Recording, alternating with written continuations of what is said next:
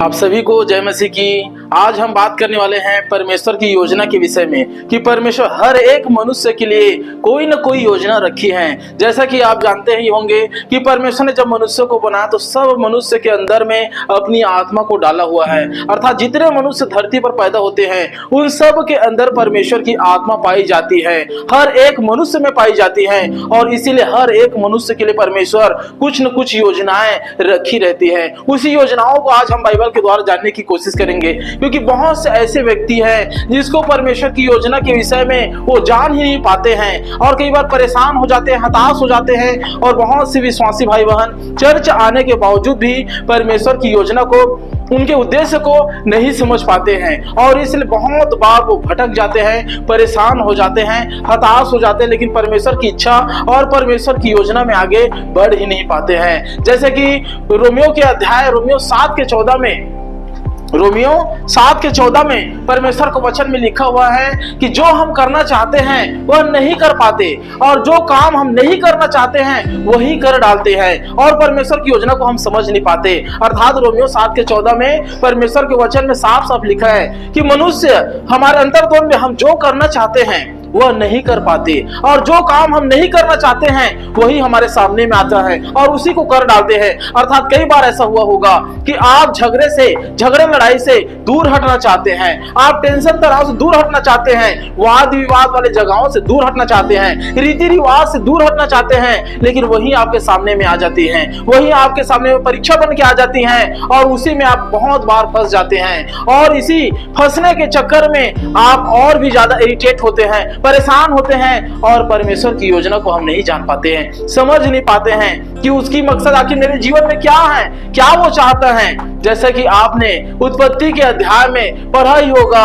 एक व्यक्ति था जिसका नाम था यूसुफ उसका नाम था। जब उसने एक बार एक स्वप्न देखा और उस स्वप्न को अपने 11 भाइयों के सामने वर्णन किया और कहता कि मेरे जो पुले हैं वो तुम सब के पुले के सामने खड़ा हो गया और बाकी तुम सब के पुले मेरे पुले को चारों ओर से घेर लिए हैं। तब उसके भाइयों ने, जो उससे पहले से ही बैर रखते थे, क्योंकि हमारा पिता हम 11 भाइयों से बढ़कर हमारे उस भाई से प्रेम करता है, केवल एक से प्रेम कर रहा करके उनके प्रति और बैर था। और जब उसने एक स्वप्न को उनके सामने में बताया तो उनके बैर और बढ़ गया और उसी समय के अंतराल जब उसे एक और स्वप्न परमेश्वर की तरफ से आया और वो जब देखता है कि मेरे सामने में सूरज चंद्रमा और 11 तारे मुझे दंडवत कर रहे हैं करके, तब जब वो सपनों को अपने पिता को बताता, अपने भाइयों को बताता है, उस सपनों को सुनकर वो लोग हैरान तो हो जाते हैं और या उसके पिताजी उसको डांटते हुए भी कहते हैं कि एक ऐसा स्वप्न जो तूने देख लिया है, क्या हम और तुम्हारे बाकी जो 11 भाई हैं क्या तुम्हारे सामने दंडवत करेंगे। ये पूरे तरीके से उनके विचारों में चलने लगा और यूसुफ जो उसको अपने भाइयों को और अपने पिता को जो स्वप्न बताया था उसकी वजह से उनके पूरे परिवार में उनके बीच बैर उत्पन्न हो गए। उनके भाई उनसे खुद से बैर करने लग गए और पूरे तरीके से परेशान और पूरे तरीके से हताश उसको करने के चक्कर में फिरने लगे, उसको परेशान करने या मिटा डालने के लिए वो लोग अवसर ढूंढने लगे। एक ऐसा समय आया कि यूसुफ को उनके भाई पकड़कर उसको गड्ढे में डाल दिए। उसका कसूर क्या था? क्योंकि उसने एक स्वप्न देखा, उस स्वप्न में एक योजना परमेश्वर ने उसको प्रकट किया। हमारा उद्देश्य ये है, आज के टॉपिक है कि परमेश्वर हर एक के लिए योजना रखता है। जैसे यूसुफ के लिए एक योजना रखा, यूसुफ को पूरे तरीके से दिखाया कि सूरज चंद्रमा 11 तारे तुझे दंडवत कर रहे हैं और तेरे पुलके सबके पुलके के सामने में खड़ा हो चुका है, तू आशीष का भागी होगा। और जैसे ही उसने इस पूरे योजना को देखा, दर्शन को देखा, वैसे ही उसके दिमाग में बहुत सारी उलझने, परीक्षाएं आने लग गई। अब वो भी विचार किया होगा कि मैंने जब से दर्शनें देखी, जब से उस योजना मेरे विचार में, मेरे चित्त में डाले गए, तब से मैं और भी ज्यादा परेशान हो गया हूँ। अगर परमेश्वर मेरे साथ है तो क्यों मुझे उस गड्ढे में डालने की जरूरत पड़ गई? मेरे भाई क्यों मुझे पकड़कर उस गड्ढे में डाल दिए, परेशान कर दिए और मुझे अकेला और अनाथ छोड़ दिया? कोई मुझे सुधि लेने वाला नहीं है क्योंकि मैं उस गड्ढे में पड़ा हूँ। और जबकि पूरे तरीके से परमेश्वर सचमुच में उसके साथ था, लेकिन फिर भी वो योजना को देखने के बाद उसके जीवन में परेशानी आना शुरू हो गया। और आगे चलकर हम देखते हैं कि यूसुफ जब एक जगह पर जाता है, एक स्वामी के यहाँ जब जाता है जिसका नाम पोतीपर था और उस पोतीपर की एक पत्नी भी थी और परमेश्वर यूसुफ के साथ साथ चलता था। परमेश्वर यूसुफ के साथ साथ चलता था और यूसुफ के साथ रहता था। वो जहां जहां जाता था वहां परमेश्वर उसके साथ रहता था।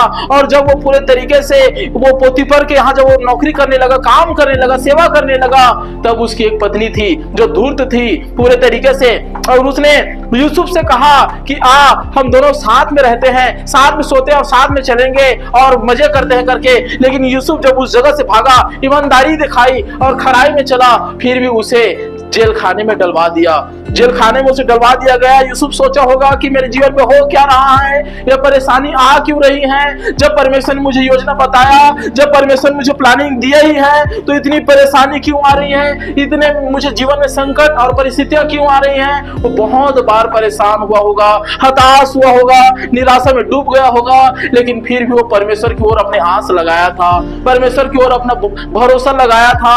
और उत्पत्ति 50 अध्याय में वो पूरे तरीके से कहता अपने भाइयों से, जब उसके भाई उसके योजना के पूरे समय में आ जाता है, जब आगे आप और अध्याय को देखेंगे तो यूसुफ आगे चलकर परमेश्वर उसकी योजना को पूरा कर देता है, उसे मिस्र का प्रधानमंत्री बना देता है। उसके जब योजना पूरे होते हैं तो सचमुच में उसके पिता और उसके भाई उसके सामने आकर पूरे तरीके से उसको एक प्रकार के दंडवत जैसे करते हैं, क्योंकि वो वहां का प्रधानमंत्री बन चुका था। उसकी योजना पूरी हो जाती है और इसलिए यूसुफ कहता अपने भाइयों से कि यद्यपि तुम लोगों ने मेरे लिए बुराई का विचार किया, तो भी मेरे पिता ने मेरे लिए भलाई का विचार किया। उसी बातों में, जिन बातों में तुम लोगों ने मेरे लिए बुराई चाहा, लेकिन मेरे पिता ने उसी बातों में मेरे लिए भलाई निकाल दी। इसलिए इन सब का करने वाला तुम लोग नहीं, मेरा परमेश्वर है। उसको ये योजना समझ में आ गई, हर हालात हर दुख में परमेश्वर के प्रति वो बना था, उसको ये योजनाएं समझ में आ गई। वही अगर हम देखेंगे बाइबल के अध्याय में ही, अगर आप योना के अध्याय में अगर आप जाएंगे, योना के अध्याय में अगर आप उसको पढ़ेंगे तो योना के जीवन में परमेश्वर अपनी योजना को बताता है और कहता है कि जा उस बड़े से नगर निनवे में, वहां की दुष्टता बढ़ गई है, वहां के लोग बहुत ही कुकर्मी हो गए हैं और बहुत ही बिगड़ चुके हैं। उसकी कंझट और उसकी झुंझलाहटें और उसके अपराध मेरे कानों तक सुनाई दे रहे हैं। जाओ उस नगर को प्रचार कर और उस नगर को मेरे चेतावनी दे कि वो अगर नगर ना सुधरे तो मैं उसे पलट दूंगा, उसको नाश कर दूंगा, सदोम और अमोरा के समान उसे खंडहर कर दूंगा। और जब योना को ये संदेश परमेश्वर की ओर से मिलता है तो योना उस योजना को ठीक से समझ नहीं पाता। वो सोचता है कि पापी व्यक्ति हैं, वहां के लोग तो दुष्ट हैं, हत्यारे हैं, वे विचारी हैं, क्यों मैं वहां जाकर परिश्रम करूं। परमेश्वर तो लास्ट में क्षमा ही कर देता है, मैं ऐसा क्यों करूं। परमेश्वर की वो योजना को समझ ही नहीं पाया। लेकिन जब परमेश्वर ने उसे एक मच्छ के, बहुत बड़े मच्छ के पेट में जब उसे डाल दिया और मच्छ ने उसे, जो मछली है वो बहुत बड़े मछली ने उसे जब समुद्र की अथाह गहराई तक लेकर गया और अथाह गहराई में जब योना उतरता है तब उसे स्मरण आता है कि मैंने अपनी समझ का सहारा लिया और परमेश्वर की योजना को समझ नहीं पाया। और वो योना कहता है कि मैं अधोलोक के उदर तक उतर गया, परेशानी और प्रॉब्लम से इतना घिर गया कि मछली के पेट में मैं पूरे तरीके से फंस गया हूँ और अंधकार और मृत्यु के सिवाने मेरे चारों ओर घूम रहे हैं और मैं हताशा और निराशा में डूब सा जा रहा हूँ। लेकिन योना अपने आप को हियावा देकर, अपने आप को भरोसा देकर कहता कि मैं परमेश्वर की ओर फिर ताकूंगा, उसके मंदिर की ओर फिर अपने आंखों को लगाऊंगा, दृष्टि करूंगा, परमेश्वर को पुकारूंगा। और सचमुच में ऐसा ही होता है कि योना परमेश्वर को पुकारता है, परमेश्वर तरफ अपनी आंखें और अपनी निगाहें लगाकर गिड़गिड़ा कर विनती करता है कि अगर तू मुझे स्मरण करे पिता तो मैं एक बार फिर आपको धन्यवाद करूंगा। और परमेश्वर सचमुच में उसे स्मरण करता है और मच्छ को आज्ञा देता है कि जा तू उसे उस भूमि पर उगल दे। और मछली जाकर उसे निनवे के ही पास में उगल देता है, क्योंकि परमेश्वर की योजना हर एक मनुष्य के लिए भलाई की ही होती है। योना उस समय में समझ नहीं पाया कि परमेश्वर मुझसे आखिर क्या करवाना चाहता है, दुष्टों को बचवाना चाहता है जिसको नाश हो जाना चाहिए। लेकिन परमेश्वर कहता कि मेरे लिए हर एक काम का प्रयोजन है। जिस प्रकार प्रभु यीशु मसीह अपने चेलों को भेजता है और कहता है कि जा सामने की गलियों में, वहां तुम्हें गधे का बच्चे मिले तो उसे पकड़ के ला ले, क्योंकि अगर उसका स्वामी पूछे तो उससे कह देना कि इसका प्रयोजन प्रभु को है करके। अब जब आप समझेंगे मेरे विश्वासी भाइयों और बहनों, जब गधे का बच्चे का प्रयोजन प्रभु यीशु मसीह को है, तो हम और आप तो इंसान हैं। हो सकता है अभी परेशानी में हो, परिस्थितियों में हो, बदतर से हालातों में हो, जहां हमें कोई समझ नहीं पा रहा, जहां आपके दिमाग आपके वश में नहीं है। जैसा रोमियो 7:14 में कहा, जो मैं करना चाहता हूं वो नहीं कर पाता, अर्थात जिस भलाई की इच्छा, प्रेम की इच्छा, दया की इच्छा, सबके साथ मेलजोल की इच्छा, परमेश्वर में बढ़ने की इच्छा मैं चाहता हूं, लेकिन मैं नहीं कर पाता। लेकिन जो क्रोध, जो बैर, जो झगड़ा, जो डाह जो नहीं करना चाहता, वही मुझसे हो जाते हैं। तो ऐसी दशा में मैं क्या करूं करके ऐसी स्थिति आपके साथ हो सकता है, लेकिन आप ही हवा बांधिए, दृढ़ रहिए, मजबूत रहिए। परमेश्वर जब गधे के बच्चे के लिए, आपके गधे के बच्चे के लिए प्रोजेक्ट रख सकता है, योजना रख सकता है, तो आपके और हमारे लिए क्या कुछ नहीं रखा होगा। योना बाद में समझ कर कहता है कि परमेश्वर आप ही की योजना भली है और आप भला परमेश्वर हैं, क्योंकि परमेश्वर कहता कि तुम एक पेड़ के लिए जिसे ना तो तुम उगाए हो ना तो सींचे हो, उसके लिए जब तुम दुखित होते हो, तो मैं जहां पर 1 लाख से भी ज्यादा वहां पर 99 के लोग हैं, बच्चे हैं, बूढ़े हैं, क्या मैं उस पर दया नहीं करूंगा।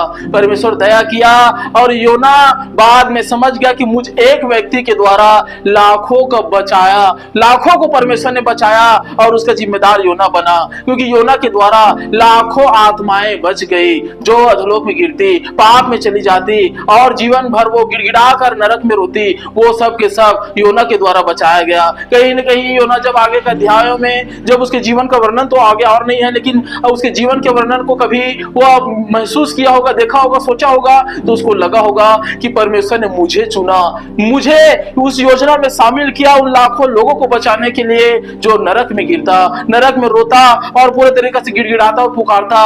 परमेश्वर ने मेरा इस्तेमाल किया, मेरे लिए योजना रखी। हर एक मनुष्य के लिए परमेश्वर योजना रखता है, हर एक के लिए परमेश्वर प्लानिंग करता है। बस ये है कि आप हर परिस्थितियों में परमेश्वर के साथ ईमानदार रहिए, हर समस्या में परमेश्वर की ओर ताकिए, मनुष्यों के ऊपर भरोसा मत करिए, क्योंकि साबित है वो मनुष्य जो मनुष्य पर भरोसा करता है। आपका भरोसा केवल परमेश्वर पर हो, आपका ध्यान परमेश्वर पर हो, आपका विचार परमेश्वर पर हो, और इस बाइबल को आप खा लीजिए, अपने पास रखिए मत, इसको खा लीजिए। ये जो कहता है उसके अनुसार आप करने की कोशिश कीजिए। मैं निश्चय गारंटी देता हूं कि योजनाएं आपके सामने होगी। आप जब परमेश्वर को पुकारेंगे कि परमेश्वर मेरी सहायता कर, परमेश्वर आपको योजना बताने के लिए आप किसी न किसी को, दर्शी को भेजेगा, स्वप्न दर्शन वाले को भेजेगा, आपके स्वप्नों में बात करेगा, आपको खुले तरीके से बात करेगा, लेकिन आपसे जरूर परमेश्वर संपर्क करेगा, आपसे मिल ही लेगा परमेश्वर, क्योंकि वो जीवित परमेश्वर है। और जीवित परमेश्वर जब जिस दिन आपको आपकी योजनाओं को बता देगा,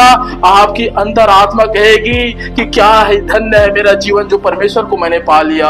इस निश्चय मेरे भाइयों और मेरे बहनों, परमेश्वर की ओर ताकते रहिए, परमेश्वर में बने रहिए। परमेश्वर आपके हर हताशा को, हर निराशा को यूसुफ की तरह फलवंत कर देगा। भले उसको शुरुआती में लगा होगा कि मेरे जीवन में हो क्या रहा है, लेकिन लास्ट में उसके जीवन को देखेंगे तो आपके आंखों से आंसू आ जाएगा कि जिस गड्ढे में उसको गिराया गया था, जिस जेल खाने में उसे ढकेला गया था, परमेश्वर उन सारे लोगों को उसके सामने झुका दिया। जितने लोग उसके बैरी थे उन सबों को पूरे तरीके से झुका दिया। जिस तरह दानियल के अध्याय में अगर आप देखेंगे तो दानियल को सिंह के मांग में जब उनके बैरियों ने डलवा दिया, जिस योजना के अनुसार प्लानिंग बनाया कि हम दानियल को मरवा डालेंगे, उनके बैरी लोग विचार करते थे, उसी शेर के मांद में परमेश्वर ने उनके बैरियों को डलवा दिया। कहने का अर्थ मेरा यह है कि अगर बैरी भी आपके विरोध में प्रचार करे, योजना बनाए कि हम इसका नाश कर देंगे, वो उसी नाश के गड्ढे में गिरेगा। जिस गड्ढे में तूने मुझे गिराना चाहा, उसी गड्ढे में मेरा परमेश्वर ने तुझे गिरा दिया, क्योंकि परमेश्वर की योजना हमारे लिए भली है। इसलिए आप और हम परमेश्वर ईमानदार रहे, और इसलिए आप परमेश्वर के साथ बने रहिए, और निश्चय परमेश्वर हमें और भी नए टॉपिक में आपके साथ आपके सम्मुख प्रस्तुत करेगा। तब तक के लिए आप सब परमेश्वर में बने रहिए। आमीन।